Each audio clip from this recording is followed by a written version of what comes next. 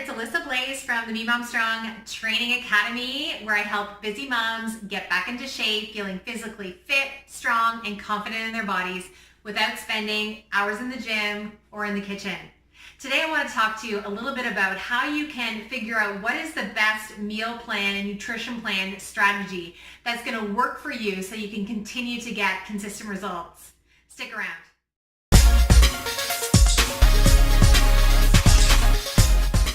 So I was just having a conversation the other day with another one of my clients. We were talking about what is the best way to lock down her nutrition plan so that she's going to continue to get the results that she wants on a consistent basis.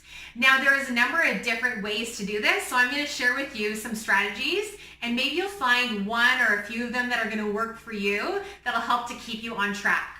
So the first one, which is really great option, is meal prep and planning.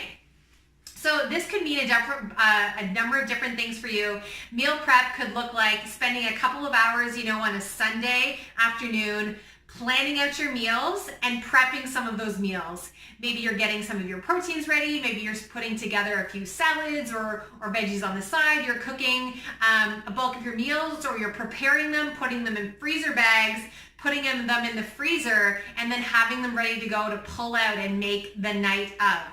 So that's one option for you.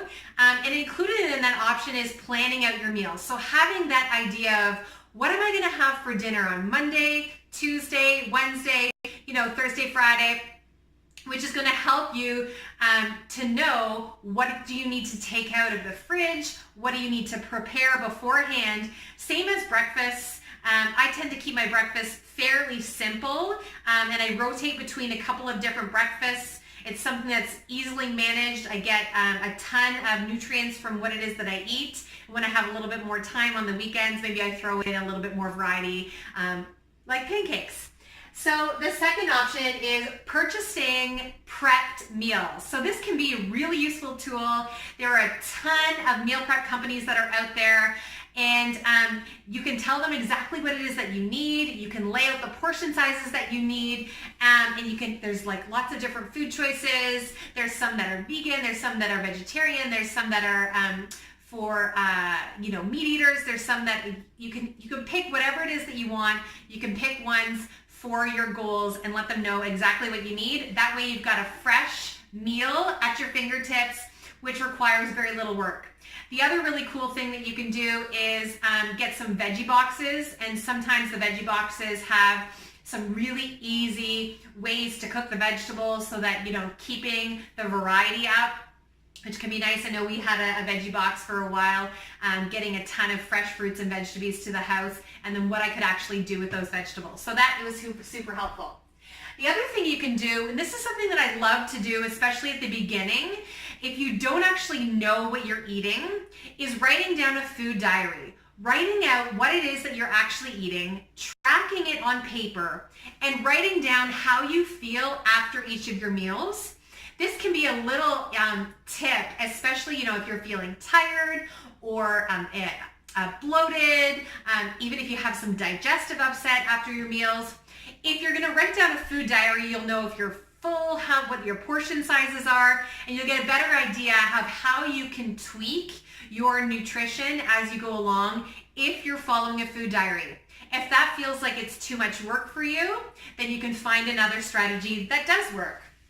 Okay, another option is simple structure.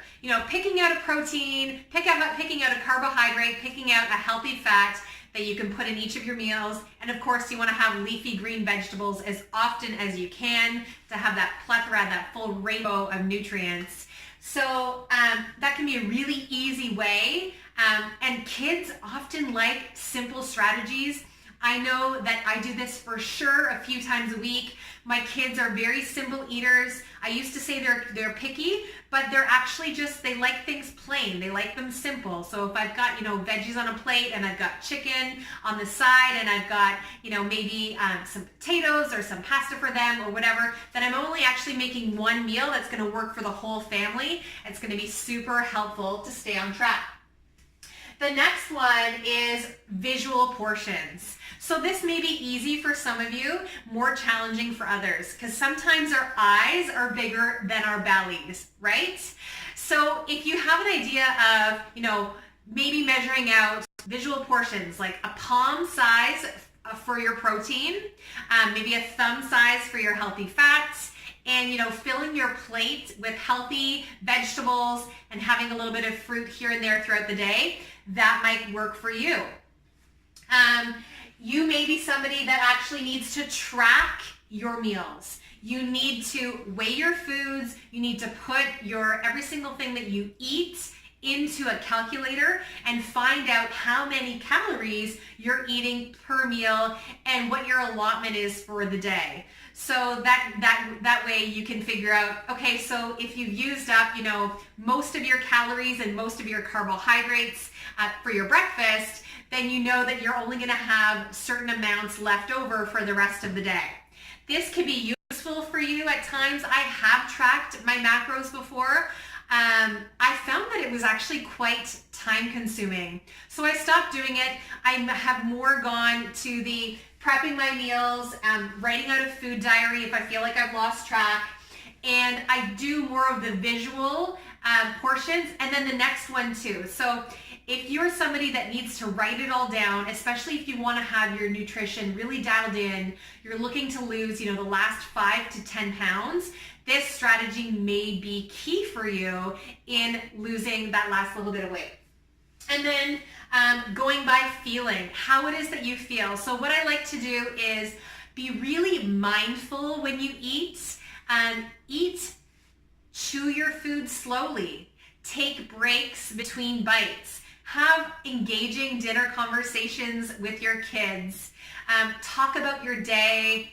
I know that sometimes as moms, we're often eating off of our kids' plates and maybe eating from the counter or chasing our kids around trying to get them to finish their dinners. If you can try to set aside the time to actually have a healthy dinner with your kids, then you can really tune in and listen to your body. And this is a strategy that works really well for me. So what I usually do is I listen to my body, and when I feel about 80% full, I sit with it.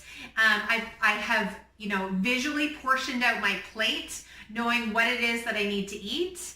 And then I listen to my body, knowing, and I have a really good, I'm really in tune with how food feels for me. So then I can decide if I am more hungry or less hungry. Maybe I'm bored, maybe I'm just craving, maybe it's that time of the month coming up. So just listening to your body, getting in tune could be a strategy that works for you.